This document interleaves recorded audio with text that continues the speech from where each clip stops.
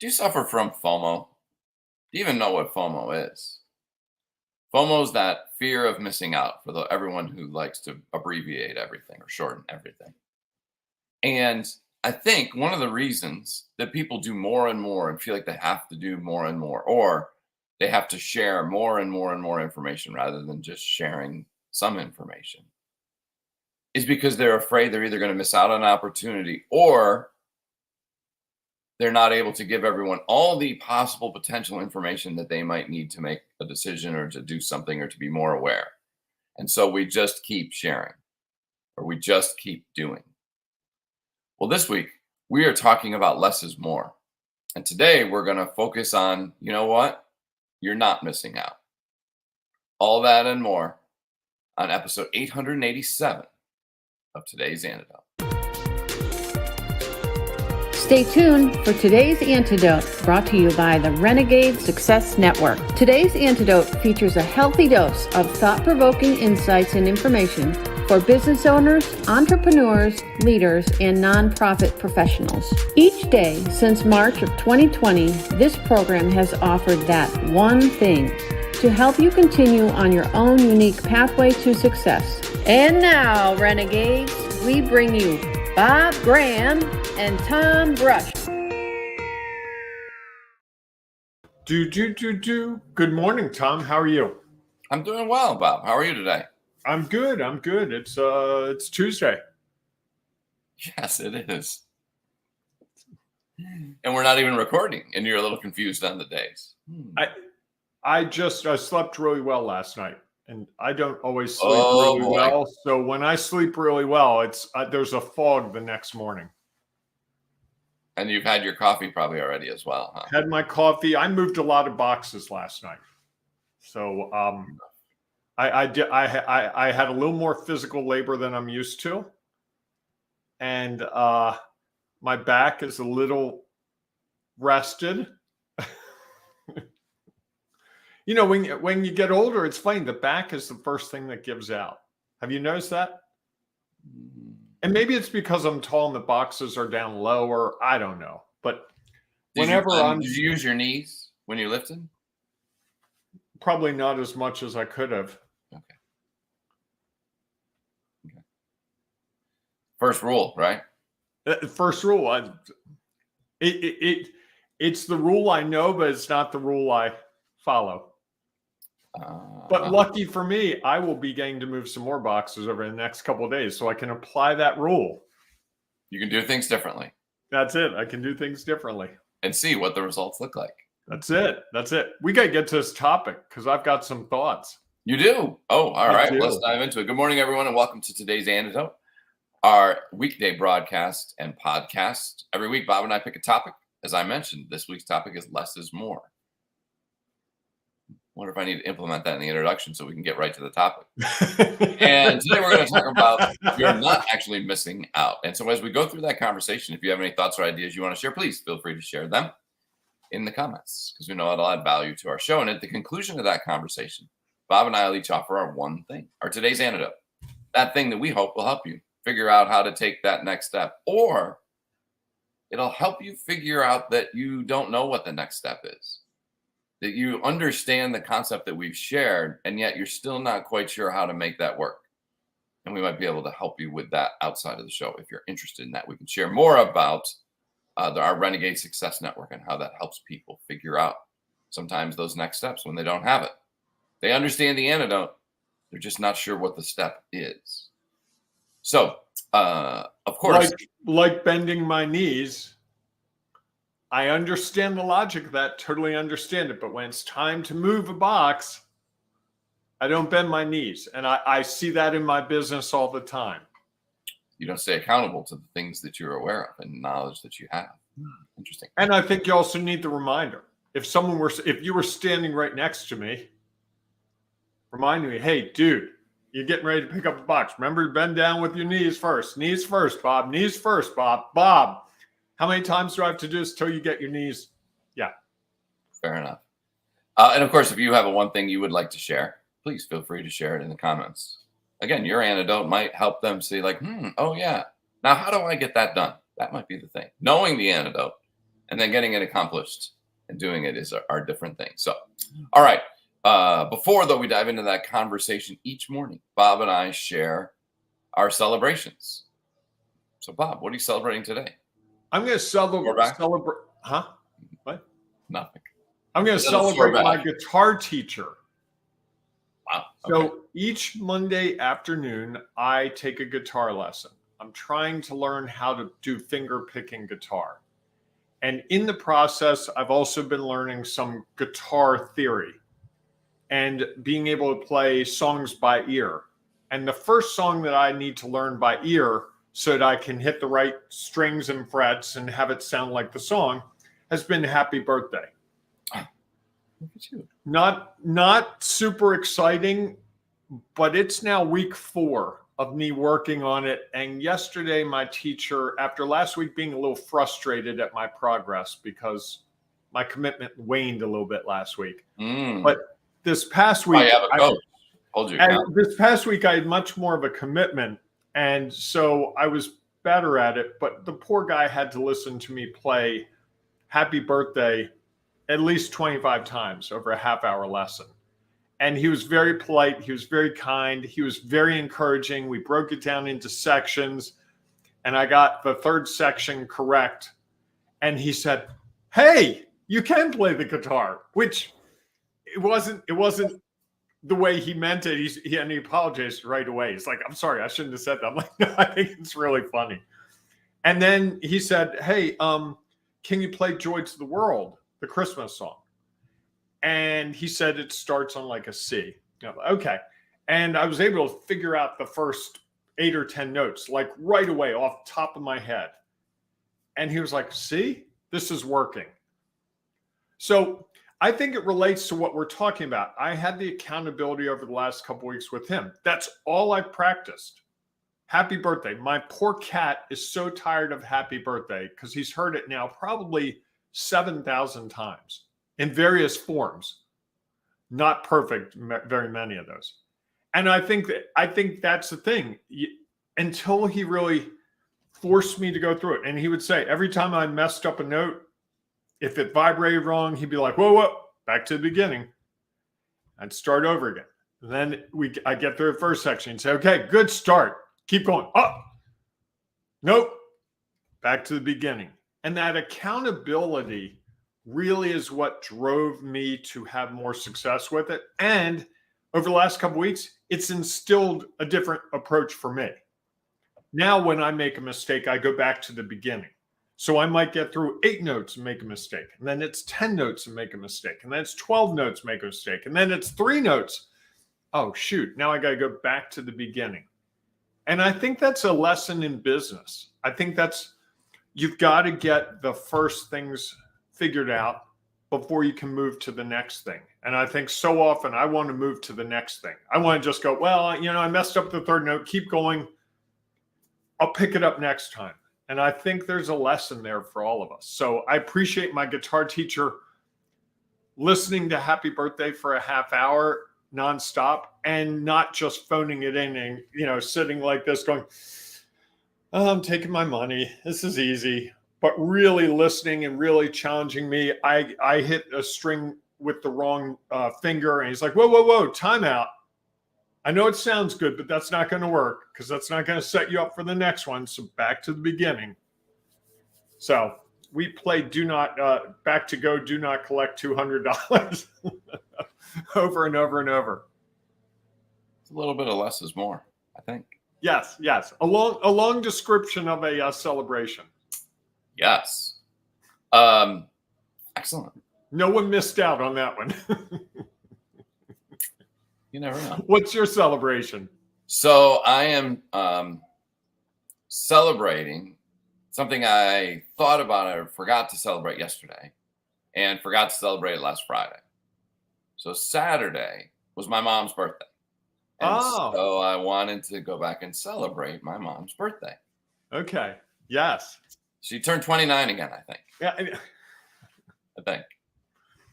She looks lovely for 29. She really does. Yeah, I know. She's figured out that. I haven't seen your mother in a long time. I got to meet them once or twice during COVID. Haven't seen them since. We haven't had much events, so we haven't. Although Yeah. my mom will always. It's funny. I think she stays up to date a little bit with what's going on with me sometimes in my celebration, so that she knows what's going on. Because she'll ask me things like, "Well, how did your presentation go?" I'm like, "What presentation?" She said, "The one that you were talking about on your show." I said, What's her first name? I don't Agnes. remember. Agnes. Agnes? Yes. Agnes Brush, happy birthday to you. Sorry it's so late. You have a lovely son. I hope you have a great, great day. I had a great day, and I hope you have a great year and many more. I agree with that. Yes. All right. I guess that maybe is one place where less isn't necessarily more. Less years, you maybe want to have more. I don't know. Anyhow. All right. So you said you had a ton of thoughts on our topic today. I do. And I think the first thought is you were talking about you're not missing out, but I feel like I'm missing out. Like before the program, you and I were talking about something we could do. And we felt, I think, in some ways like we were missing out. Oh, wow, this person's doing this thing. Maybe it would work for us and we could do it and it'd be really great. And oh, Kelly's with us. And Tom, she shares happy birthday, Tom's mom. Thank you, Kelly. I know she appreciates that. Yes. So I think there's everyone's doing something and it looks easy, right? This thing that we were talking about, it looks really easy. Of course, I know a little bit about it and I know it gets really complicated. And I think, I have a lot of people, because I've written several books, they'll say, oh, I've always wanted to write a book. Tell me how to do it. I'm like, well, the first thing you have to figure out what you want to write. Oh, I know what I want to write. Okay. I know you know what you want to write. I know you can see the title and you can see the first 3 sentences. I'm talking about page 60. Do you know what that's going to say? Oh, no, I really don't. Okay, well, you might want to outline that and figure out what page 60 looks like before you embark on this book. And I think it looks so easy. I mean, Bob, you've written books. You're not any smarter than me. You're a knucklehead. You wrote a book. I can do it if you can do it. And I think we fall into that trap very often. We only see the start and the finish. We don't see the effort, because no one knows how much work you do on these programs behind the scenes. No one knows how much I do behind the scenes. It could be next to nothing. Shh, don't tell anyone. Or it could be hours. Don't tell anyone. We see the result and go, well, they make it look easy. And therefore, if they can make it look easy, I can make it look easy. And I was seeing a friend yesterday, and he was up at Ripken Stadium outside Baltimore. Cal Ripken has a stadium and a complex, and it was summer camp for boys. And these boys were like 12. And they're all out there doing baseball drills. And it's hot. And they don't want to do drills. They've got these beautiful replica stadiums of Camden Yards and PNC Bank and Fenway Park and Wrigley Field. They just want to hit home runs and try to catch the ball up against the wall. And the guy who's teaching them is like, guys, you got to do these drills. And they're like, no, I want to be a baseball player. And they're doing footwork and they're doing catching fly balls with their bare hands, just thrown by hand to get them used to using 2 hands. And the kids are like, but I use a glove. And they don't want to do the work. And my friend turned to me and said, my son wants to be a baseball player so badly. He doesn't realize this is baseball. He just wants to be standing in front of the big audience, hitting the ball and hitting a home run and everyone cheering for him. And I think that's the part of this. When we talk about this, we don't think about the effort that goes into it. We just don't. Like someone said to me a couple weeks ago, they're like, so I'd love for you to do a presentation for us. And I said, okay. And we talked about the topic and they said, how much would you charge us? And I gave them the figure and they're like, that's a lot of money. And I said, that's a lot of learning to get to that. And they said, but I thought it was going to be this number. It was like 20% of the number. They're like, it's not that hard for you. And I said, the fact that it's not that hard for me is because of all these things I just told you I did to get to the place where I could do this, where it looks easy to you.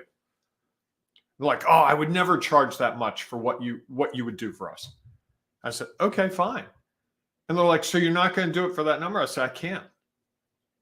And so we parted ways on that. And they were kind of frustrated with me. It's like, you have these skills. We really need you. Okay. And I think there's that disconnect between it looks easy, less effort to do something because you look really good at it, versus more effort. Like a couple people said, you're really good at this podcast. You and Tom are really good. We've now done this 800 some odd times. We've worked at, we've both been on stages. We've both been in front of groups. It's not like we did this on the first day and it was awesome.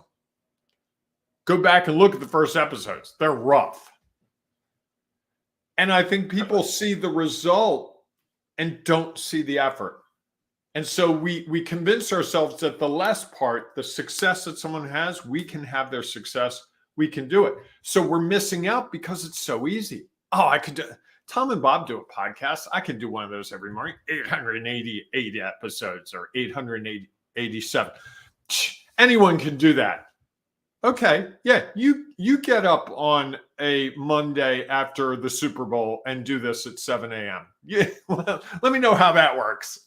Not my favorite. You get up here on a holiday when we chose to do holidays. You do a Saturday and then tell me what it's like. And I think we kid ourselves all the time.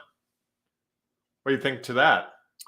I like that point. I mean, I think there's a lot of value in that we don't know all that goes on behind the scenes of everything else that's going on. I think the other thing too is that I'm trying to formulate this. Sorry. I'll tell you what, while you formulate, I'm going to hop in with Kelly's comment because she took my beautiful long description and blessed it, for want of a better phrase. It is a myth of the overnight success. Thanks for the reminder. Thank you, Kelly, for clarifying what I was saying in a very succinct way. That's it, right? We have that belief that you just boom.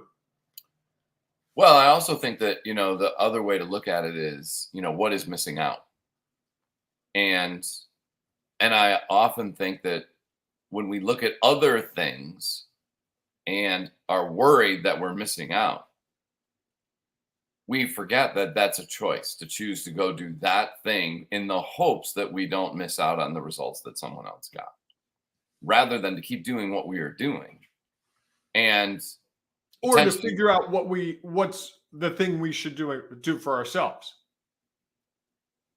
Correct. Right? Because I may not know what the thing for me to do is yet.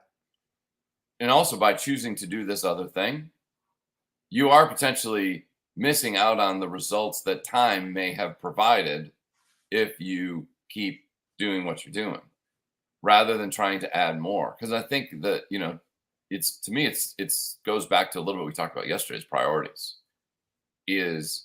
Are you clear on your priorities and what you want to do? That's easy to say. Oh yeah, I'm very clear. Okay. Well, how do you remain committed to it? How do you remain committed to bending your knees every time you pick up? And for me, it was my mom who every time I went, now make sure you bend your knees and don't use your back, when I was like 25. And that was, Agnes, can you come down to Baltimore for a couple of days? I need you to stand behind me. I'll pay for your travel. There you go. And I think that those are the things that we forget.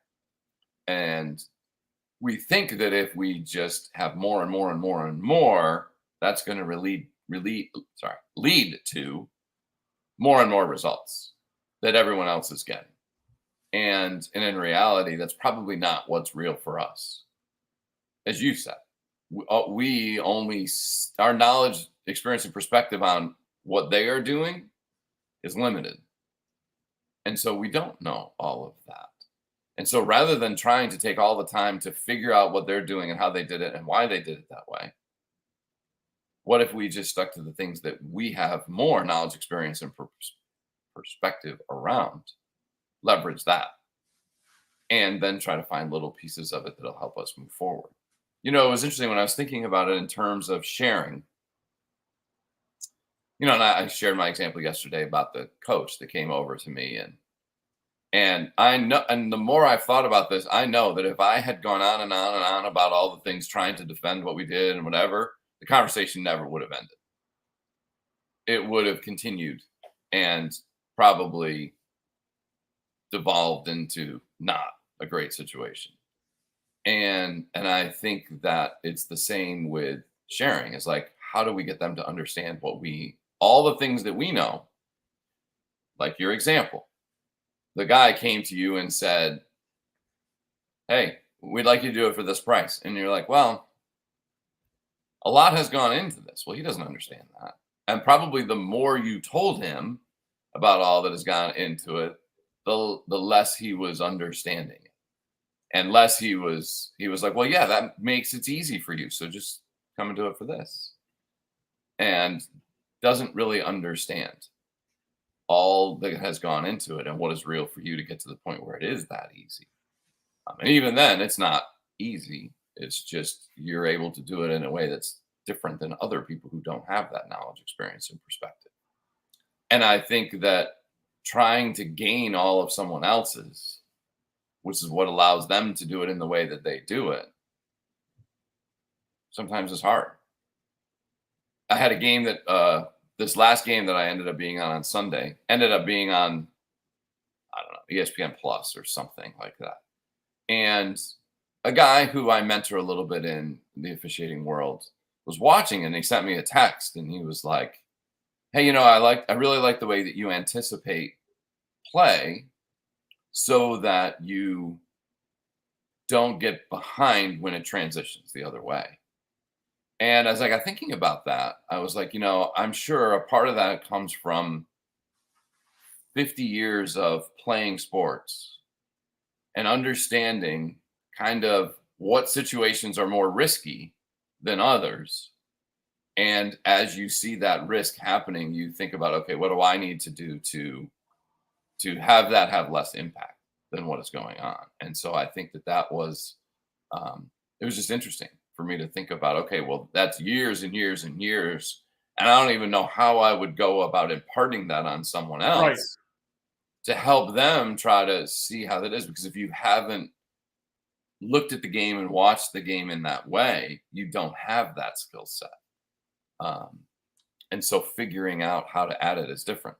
One of your officials is here. Missy says, "I will hear, 'Oh, you were so lucky to do this consulting.' And I always think the old adage, the harder I work, the luckier I get." I like that. Yeah. Well, and I wonder, the question is it really harder or it's just different? And I sometimes think that the harder I work, the less lucky I get. Well, I think it's also the hard work that goes into what looks easy to other people. Sure.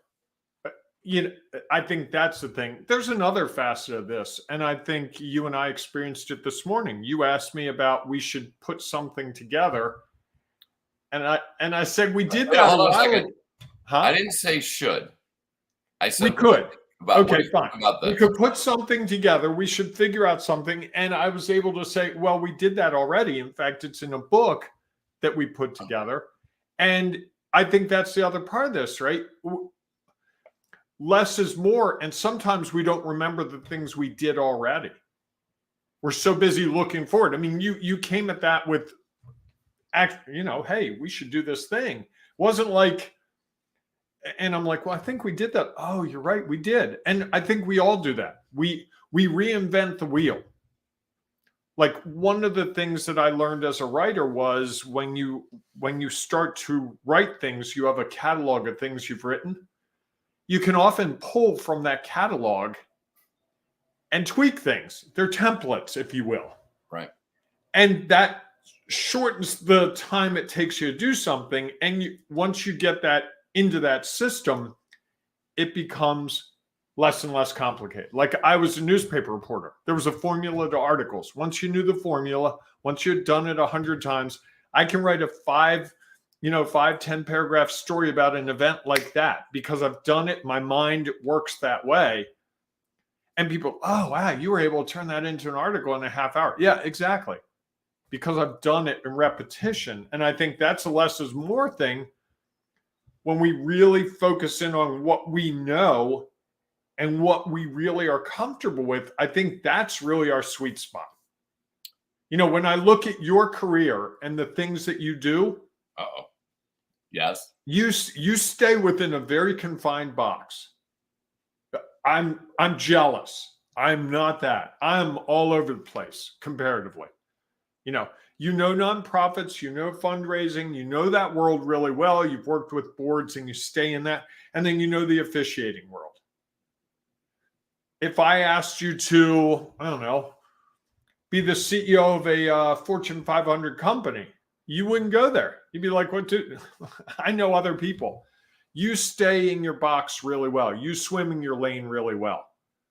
I am constantly looking at the other lanes going, hey, wow, that looks like a fun lane to swim in. Let me hop over there. Oh, let me hop back there. And as a result, I think there are times when I don't achieve the things I'm trying to achieve because the thing that I'm really good at, it's there. It's kind of in the periphery, but it's not at the center. Now, conversely, I've had a lot of experiences that I can draw on in various situations, but that straight path towards the goal, whatever the goal is, isn't always clear with me. Whereas with you, I think you have it very zeroed in. And when it doesn't, you have a mission statement that if it doesn't fit the mission statement, I'm not doing it.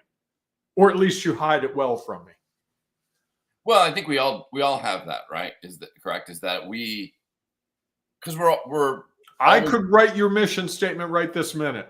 Could you write mine? Exactly. Maybe. I could give it a good shot. I think the challenge is like with everything else is that nothing that any of us do is not without challenges. And those challenges often have us questioning if our mission statement, if our lane is correct. And because of that, we can be surrounded by things that say, well, if I jump over there, this looks like it's going to have less challenges than what I currently have. And maybe that's the lane that I should be in. And because I get all those things as well. Thoughts, ideas of what could I do? You said you could be a CEO, and I was like, oh, that has some interesting thoughts about it. I've always wanted to lead a team, and that's been one of the things that's a part of me. And I think what we end up doing, and one of the things I think I've found is that I think I was able to figure out this is what I wanted to do, and how does that apply to where I'm at? The whole idea of leading a team is kind of like what I always wanted to do growing up. Is one of the things I thought I wanted to do was be a basketball coach. That was one of my early interests. And I liked the idea of helping other people figure out how to get to where they want to get to. The reality was it wasn't basketball. That was what ended up being the final draw. People. And how do I help others figure out what they're doing, whether that's on the officiating field, lacrosse field, or within the nonprofit space? Is kind of like, how do I help people figure that out? And that has sort of allowed me to understand a little bit about small business, because I think there's a lot of similarities. And why I love the fact that people come to me in lacrosse with questions, especially rules questions. It's like how do you, or like positioning, or just those things that they're trying to figure out themselves. And so that I love the opportunity that people come to me with questions, and I can help them find the answers that they have that are real for them by sharing a little bit of what's real for me. Yeah, the other thing that really affects us, I think, in this situation is social media. It's really easy to portray yourself as having this incredibly amazing success. Like I went to a workshop a couple years ago where the guy in charge of it said, hey, the first thing you need to do after we get done, on Monday, go take some pictures in front of a really nice car, like a Ferrari or, some really high level car, because you're going to need those pictures for your website and for your social media. And it's like, well, wait, I don't own that car. And someone said, I don't own one of those. It's like, doesn't matter. It's the perception that you own that car. And it's summer and I see people traveling. There are people that go to Italy and there are people that go to, Turks and whatever that other place. Yeah, that's it. And all these really great places. Oh, wow, they must really be killing it if they can go on that trip. And there are even some people that do something similar to us that I've seen have been traveling all around. It's like, oh, wow, they must be having a really good summer because they're able to travel all these places and do all this work. It's real easy for me to get wrapped up in that and be like, wow, I'm not traveling to all these places. I'm not doing all this. And so now I'm missing out because I'm clearly not doing something right because all these other people are. But when you get behind it, you see that, oh, well, actually, we were going to see our Aunt Agnes and she knew someone, and I'm speaking at the Rotary Club in Toronto because Aunt Agnes asked me for a favor. But instead, they take a picture in front of, the most pretty building in Toronto and say, hey, we're speaking in Toronto to this group. And so I think we have a fear of missing out because sometimes things are portrayed in the most positive light possible. Well, hasn't that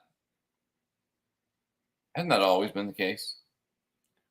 Because people don't want to share, when you hear someone tell their story. I mean, yes, they maybe tell you some of the challenges that they face. Yet oftentimes all they want to do is talk about how great it is, or what you see is what you believe to be all the great things about that trip, that role, this position, this opportunity. And that captures you because you think of what the potential outcomes could be without even taking the step of trying to understand of what that means. Yeah. So do you have your one thing? I do. I'm going to let you go first, Jay. I'm still trying to get the words. I want to be really less is more with it. So I got to figure out how to say it quickly. When the fear of missing out to me is mostly because we think there's more to it than there is. And I think what we're really doing is eliminating the opportunity of, what's the opposite of missing out? Gaining from what it is we're already doing. Because now we're going to go out and do something completely different, which we see the end result. We don't see the starting point. And I think that typically if we continue along where our starting point was, with some minor modifications maybe, the likelihood that we're going to get the results we desire is probably more than if we go back, because we truly would be starting all over again, because we don't have their knowledge, experience, and perspective, and likely going to run into many of the same challenges and places of getting stuck where we're at now and not sure what to do next. I like that. I think for me, less is more, and not missing out really is about staying in your lane and not worrying about other people's lanes, because their lanes always look better. The grass is always greener, to mix metaphors, until you realize that their grass has to be cut just like your grass, and their grass needs to be fertilized, and they water it every morning at 5 a.m. and their water bill is super high, and they're out in the morning when you're sleeping watering their lawn, but you didn't see it because you slept till 7 and they were out at 5 watering their lawn and tending to the weeds and all the stuff that you don't want to do. And I think that's, we tend to just think that it's easy for the other person, when in fact we all struggle. I don't know of anyone, when I really get down and talk to them, it's like, oh, wow, I didn't realize you had those struggles. Wow. Oh, that's impressive. I thought this was easy for you. Well, and it's interesting. It's just thought about this as less is more, is that when we see less, we oftentimes don't think about all the more that's behind it. Oh. We just see the less that's in front of it and feel like that's an opportunity that we should take. And there is more that we are not aware of. So I like that. All right, everyone. If you have a one thing that you'd like to share, your antidote, please feel free to share it in the comments as well. Here's the challenge, I think. that I want you to consider. It's one thing to have the antidote. It's another thing to figure out how you're going to implement it and how you're going to stay accountable to it. Ooh. And I think those are the challenges that many of us often face is, yes, we know what it is we want to do, think we could do that might make a difference. Yet we're not sure how to implement it for ourselves because we've watched it or heard it from someone else. And if that's something that you're struggling with, you kind of know what your antidote is, yet you're not sure how to stay accountable to it. Like Bob and his bending of his knees, even though he did think, and I'll have to talk to my mom, maybe my mom will come down, stand over you and say, Robert, make sure you bend your knees when you pick that box up. That's the difference. So if you're looking for that way to help you stay accountable to your actions and maybe figure out how do you take this antidote and turn it into practice and then stay accountable to it? That's something that the Renegade Success Network can definitely help you with. That Bob and I help people do that all the time. We help them find their lane and then figure out how to stay accountable to what's within that lane. So if that sounds of interest to you, please feel free to reach out and we can share more about what that's all about. And of course, if you are listening to Can I sign up for that, Tom? You can. Just go to the Renegade. I think I may. You really sold me on it today. Thanks.